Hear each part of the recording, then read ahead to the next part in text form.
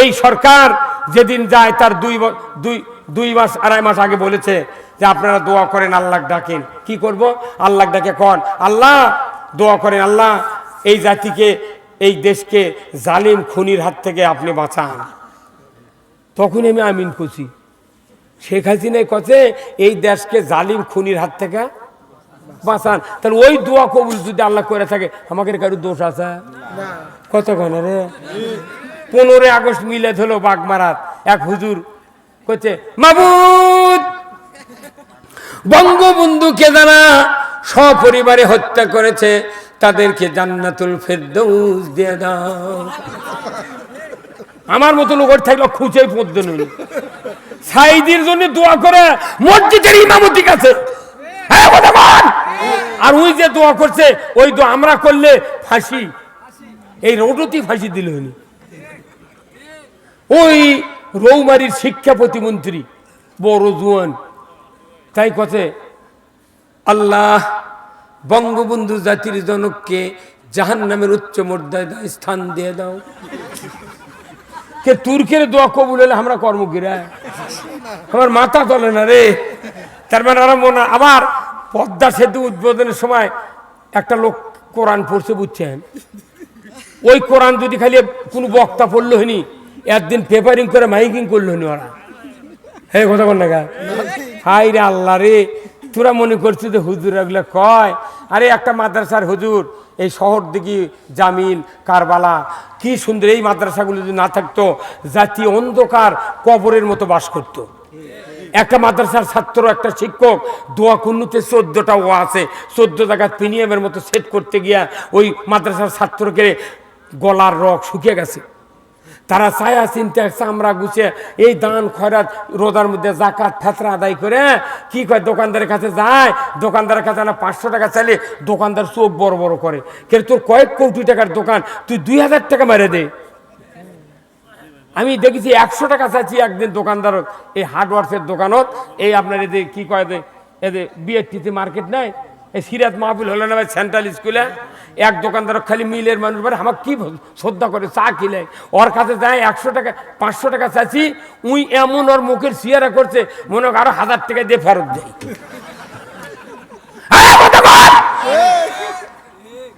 আজকে তবলিগের এক লোক, আমি তিরমুনি বাজারে যাচ্ছি, রাত্রে সার কিনেছি, আমার সময় নাই, আজকে দিনের বেলা 5টা প্রোগ্রাম করছি, কাল কাছে 4টা প্রোগ্রাম আছে দিনের বেলা। আমি বলছি নির্বাচনের আগ পর্যন্ত যা হয়ে যাবে, সিদ্ধান্ত নিতে হবে, মুড়ি রুটি বান্ধলে বাড়ি বাড়ি ডোর টু ডোর আল্লাহর আইনের দাওয়াত দিতে হবে। হ্যাঁ রাজি আছেন আপনারা? কারা কারা দু হাত তুলে দেখান, কারা কারা রাজি আছেন? আমরা আল্লাহু আকবার, নারে তাকবীর, করছে আল কোরআনের আলো, নারে তাকবীর, আল্লাহু আকবার। বুঝছেন? তাহলে এই যে ব্যাপারগুলো আপনি মনে করবেন না অতি সহজ, আমাকেও খালি দিয়ে খাটিয়ে নেবেন, আমরা বক্তৃতাও কর্ম, জেলও খাটবো, আবার মানুষের টাকা তৈরি করে দেবো। 32 লাখ টাকা আমার ফুরেছে এই বগুড়া জেলখানার থেকে। আমাকে যখন জামিন দেয়, খালি দুয়ারত মামলা দেয়, আমি 20,000 টাকা ওই জেলখানার সিআইডি দিয়ে বাড়াচ্ছি। সিআইডি খুঁজে পাচ্ছি না, আমি খুব খুঁজিচ্ছি, আমি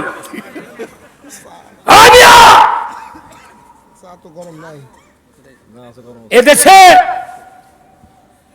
কোরিয়ানের মিটার চুরি হয়, গরু চুরি হয়, হুন্ডা চুরি হয়। পুলিশ বাহিনী গোপন তথ্যের ভিত্তিতে কে চুরি করে জানে না।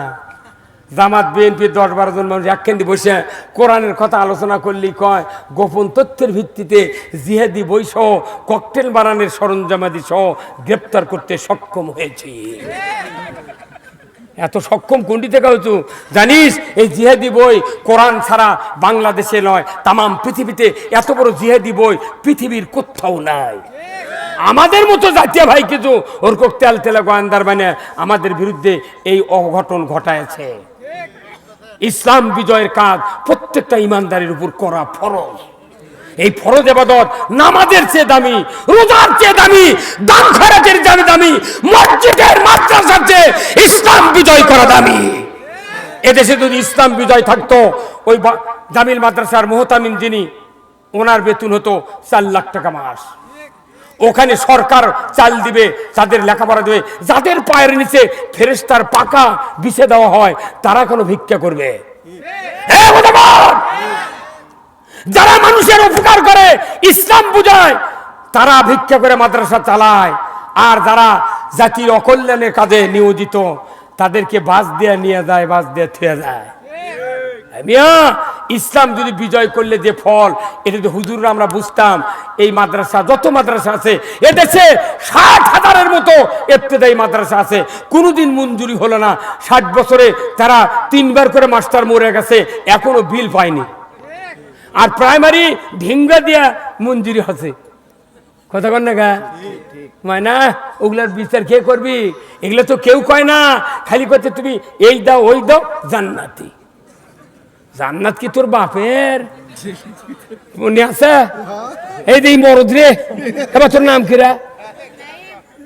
বাড়ি কোনটি? তোমার বাপের নাম কি? এই কোনটি পড়াচ্ছেন?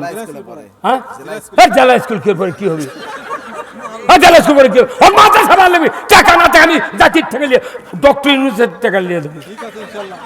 মাথা সার দেন, এখনই মাথা দেন। ওই মরদ বেটা চলে, ওর ব্রেন এত তীক্ষ্ণ, ওর কাম বাঁধেনি। অগ মাথা সার দেন, এখনই অগলিয়া দেন, মোস্তফাবে ভর্তি করে দেন। মোস্তফা কয় তুই কেজিত পর, কেজিত পরে 22 বছরে বেজি হয়েছে, হাঁস ধরে আর খায়। কত কম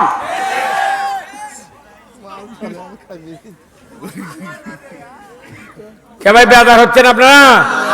একটা সন্তানকে আলেম বানান, আপনার বংশে একটা দিন যদি একটা দোয়া করে, আপনার কবর জান্নাতের বাগান। নেককার সন্তানের এত দাম, কেউ তো পড়ায় না। এই যে বক্তৃতা হচ্ছে, আপনি দেখবেন এখানে তো মাদ্রাসা থাকে, এই শহর করে আমার খালুর মাদ্রাসা দেখবেন, গাইবান্ধা, সাগাটা, ওই রংপুর, ওই দিনাজপুর, ওই ভুড়িমারি থেকে যে পড়িচ্ছে। আর এখানকার লোক করছে না, কেজি যা বাবা। একের ভেতর অনেক। আল আকাবা, আল আরাফা গাইড পর, মেডিকেলে চান্স পাওয়া লাগবে, রেটিনাত ভর্তি হ, কারেন্ট চলে গেছে, মাও পাকা হাঁকায় বাবা পর। আমার গ্রামে 700 বিঘা জমির গারস্থ আছে। আমার আব্বা 7টা বেটা 7টাকে আলেম বানাছে। আমার গ্রামের ধনী ধনী মানুষ করছিল, হুমুল সাহেব আপনি গরিব মানুষ, এরকম চুক্তি কামত লাগে দেন তো, 1 বছরে 2 বিঘা জমি কিনবেন, এর মাথা সাত পরে কি হবে? ওই যে খুব সাহেব মামুনাই খালু, আমার খালু, ওই ওনার শ্বশুর আমার নানা মৌকুরি পীর সাহেবের মুরিদ। আমার নানা, আমার নানির হাতের ভাত ছাড়া ফুরফুরার পীর সাহেবের খলিফা হাজি ইশারত হাজি ভাত খায়নি। ওই মানুষের নাতি আমি দেখেছি। তখন গরিব মানুষেরা মাদ্রাসাত পড়াছে, আর ধনী মানুষের কত ফকরে বিদ্যা পড়ে কি। এখন কি হচ্ছে না, এখন গাড়িলে বাড়ালে তাকে থেকে দেখে, আগে থেকে তাকায় না। পাশে যখন আমি পার হয়েছে তখন দেখে যাচ্ছে, যাবি তো। ইসলাম বিজয় হয়ে যাবে, আমরা কাউকে পরোয়া করি না। ইসলাম শেখার জন্য আমরা অপরাধী। কি অপরাধ করেছি? অযথা মামলা দেবে কি কারণে? ইসলামের কথা বলতে মামলা দেবে কেন? যেটি যা ঘটিছে সমানে মামলা। এই বগুড়া শহরের 2টা মামলা দিয়েছে। আমার বাড়ি কোনটি রে, এটি ধরে নিয়ে এসে মামলা দিয়েছে, বগুড়া শহরের মামলা। 26 দিন জেল খাটিছি, 62,000 টাকা রাহা খরচ ফেরত দিছি। আর এই ফাঁপড় ইউনিয়নের যে আমার কলোনিয়ারা জীবনে দাওয়াত নেন হইনি, করলে বেঁচে খাবো, তা ফাঁপড় যাবো না।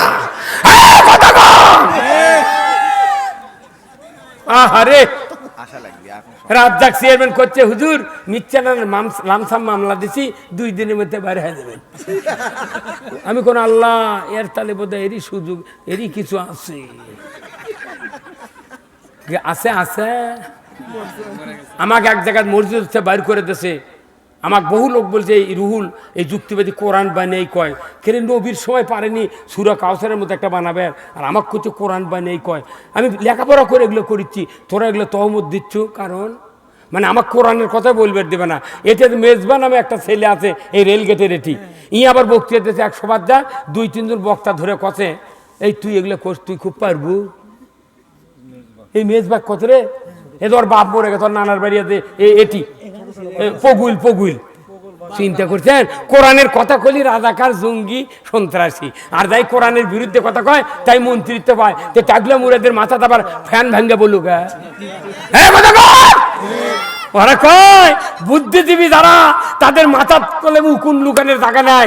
আমরা বক্তা, বাংলাদেশের সব বক্তার মাথার চুল হাতি বান্ধে ছিল, উগ্রামের পারবে না।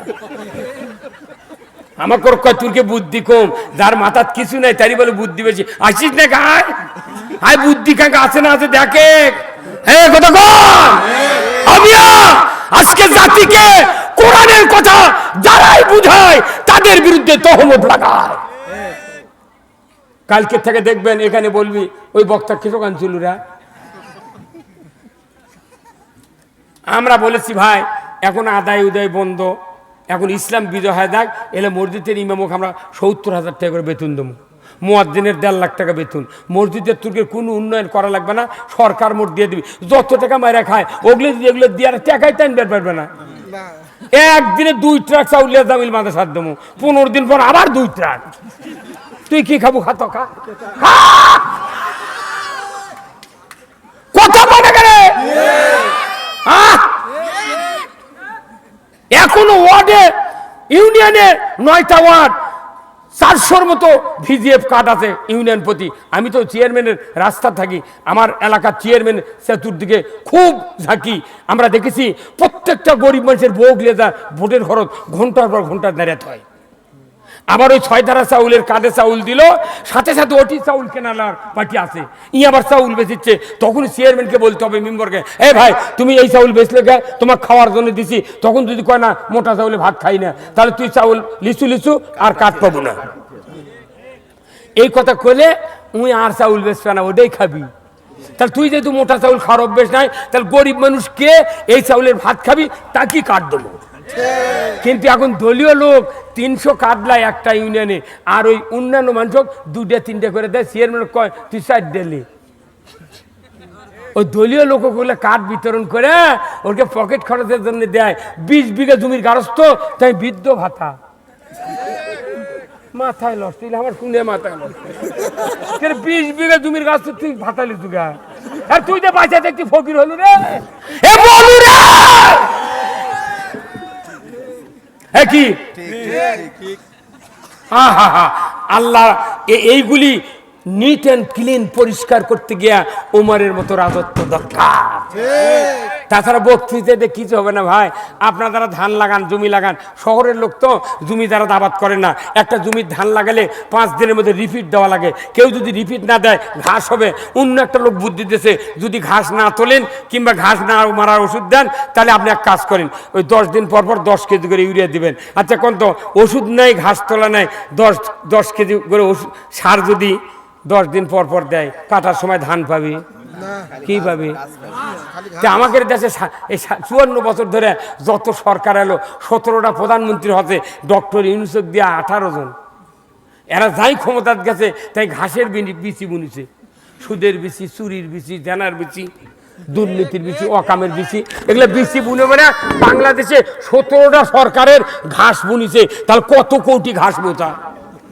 আমাকে বছর অন্তরে এই ঘাস না লিরিয়া, ঘাস না উকরিয়া, ঘাস জমি সাফ না করে প্রতি বছর বক্তা করে ডেকে লিয়েছে, ওই ঘাসের মধ্যে ইউরিয়া দিয়ে লিখছে। কথা কোনা রে, কথা কোনা গা। ঘাসের মধ্যে ইউরিয়া দিলে যেরকম ধান পাওয়া যায় না, জমিনে যদি অন্য প্রকল্প থাকে, বক্তৃতা দিলে মানুষের সমাজে শান্তি হয় না। আগে বাংলাদেশ লিরিয়ান লাগবে, কথা কোন কি লাগবে? নিরেনের কথা কেউ কয় না, নিরেনের কথা যারা কয় তারকে কেন কামলা হিসেবে নিরেনের সুযোগ দেন, কল দেয় কি দিবেন? সুযোগ দিবেন? কারা কারা রাজি আছেন? 2 হাত তুলে দেখা। লিল্লাহে তাকবীর, নারায়ে তাকবীর। আমরা জাতির কাছে একটা উপহার দিতে চাই, সুন্দর একটা রাষ্ট্র। সেটা কার রাষ্ট্র? ওই জন্য হাজিরা হজ করে যাচ্ছেন। এখানে হাজি কেউ নাই? এখানে হাজি কারা কারা আছেন? হাত তোলেন তো। হাজি মানুষ তো এত রাত্রে থাকে তাই বাইরে? হাজিরা প্রথম ঢাকার এয়ারপোর্ট থেকে বলেছে আল্লাহুম্মা লাব্বাইক লা শারিকা লাকা লাব্বাইক ইন্নাল হামদা ওয়ান নি'মাতা লাকা ওয়াল মুলক লা শারিকা লাক। এর দ্বিতীয় মাঝখানে কথা হলো ইন্নাল হামদা ওয়ান নি'মাতা লাকা ওয়াল মুলক। আল্লাহ বলছেন তোমরা যে তালবিয়া পাঠ করো সমস্ত নিয়ামত আমার, সমস্ত প্রশংসা তোমরা স্বীকারোক্তি দিলে ভালো, কিন্তু সবচেয়ে বড় নিয়ামত আমার রাজত্ব। তুমি এই কথা মক্কা মদিনা পেলের চড়ে কোলে আর দেশত যা ভোট কার্ড দিলে কথা কনা রে কেরে ডাক্তার লেগে দিয়েছে ফ্লাজিল হলে আমার সবাই ভালো হবি, ওই শিবির যদি কিনা খায় আর ব্রেন ঠিক আছে কথা কয় না মানে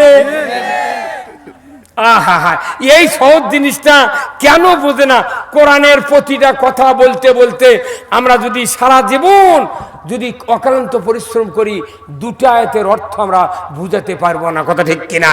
কোরআন ব্যাপক সমুদ্র, এই সমুদ্রের জ্ঞান আল্লাহ তাআলা আমাদেরকে অর্জন করার তৌফিক দান করুক, বলুন আমিন। আমি আপনাদেরকে শেষ সময় মা বোনদের কিছু কথা বলবো, যুবকদের কথা বলবো। এই বলার আগে ভাই 5টা মিনিটে না আমি আপনাদের কাছে সাহায্য চাই। এই মসজিদের জন্য ভাইয়েরা বিরাট প্রোগ্রাম করেছেন, এই প্রোগ্রামের জন্য আসুন না আপনাদের কাছে একটু রুমাল যাবে, ব্যাগ যাবে, যারা একটু বেশি দিবেন, প্রধান অতিথিরা ওনারা দিয়েছেন, আপনারাও দিবেন। আমি আপনাদের জন্য দোয়া করব, আল্লাহ তাআলা যেন জানমালে বরকত দিয়ে দেয়, জোরে খান আমিন। খুব তাড়াতাড়ি ভাই, খুব তাড়াতাড়ি আসুন, আমি আপনাদের জন্য দোয়া করব, আল্লাহ তাআলা যেন জানমালে বরকত দিয়ে দেয় খুব তাড়াতাড়ি।